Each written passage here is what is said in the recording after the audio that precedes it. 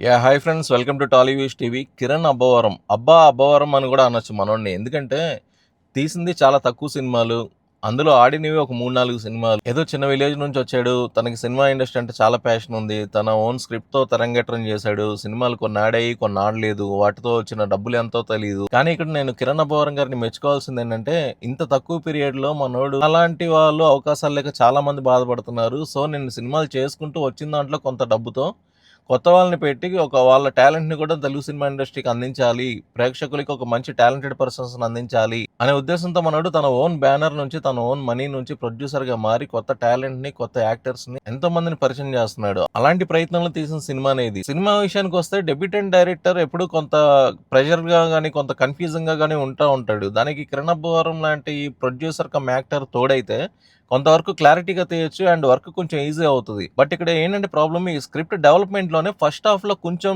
Care తీసుకుంటే బాగుండేది అనిపించింది. ఎందుకంటే సెకండ్ హాఫ్ ఎంగేజ్ చేసినంత ఇదిగా అంత ఇంపాక్ట్గా ఫస్ట్ హాఫ్ ఇంపాక్ట్ చేయలేకపోయింది. అందరూ బాగానే చేశారు, మెయిన్ లీడ్స్లో ఉన్న వాళ్ళందరూ కూడా దాదాపుగా బాగానే చేశారు. ఎందుకంటే ఎక్కడ కొత్త అనే ఫీలింగ్ అయితే మనకి రానివ్వలేదు. అంతవరకు అప్రిషియేట్ చేయాలి వాళ్ళని. ఇక్కడ కిరణ్ అబ్బవరం చేసే బెస్ట్ థింగ్ ఏంటంటే మ్యూజిక్ మీద బాగా గ్రిప్ ఉంటుంది మనోడికి. ఎందుకంటే మనోడి దగ్గర ఉన్న టాలెంట్ ఏంటంటే పాత సినిమాల్లో ఉన్న super hit songs DJ version కి కన్వర్ట్ చేస్తూ ఆడియన్స్ని ఎంటర్టైన్ చేస్తూ అలా కొన్ని మార్క్స్ కొట్టేస్తాడు. అలాంటి కొన్ని ఎలిమెంట్స్ చాలా బాగుంటాయి ఈ మూవీలో. అండ్ ఫైనల్గా చెప్పాలంటే మూవీ థియేటర్కి వెళ్ళి చూడాలా లేదంటే ఓటీటీలో చూడాలా అంటే మాత్రం అది మీ చాయిసే. ఇలాంటి ప్రొడ్యూసర్ని సపోర్ట్ చేయాలి, ఇలాంటి కొత్త యాక్టర్స్ని సపోర్ట్ చేయాలని బలంగా అనుకునే వాళ్ళు మాత్రం థియేటర్కి వెళ్ళి చూడొచ్చు. లేదు మరీ అంత బడ్జెట్ లేదు, మేము చూసి ఖర్చు పెట్టే మెంటాలిటీస్ అనుకుంటే మాత్రం ఓటీటీకి వచ్చే వరకు వెయిట్ చేయండి. ఓటీటీలో మాత్రం మస్ట్ వాచ్ మూవీనే, ఎందుకంటే ఖచ్చితంగా ఒక ట్రై అయితే చేయొచ్చు. బెస్ట్ అటెంప్ట్ అనే చెప్పొచ్చు.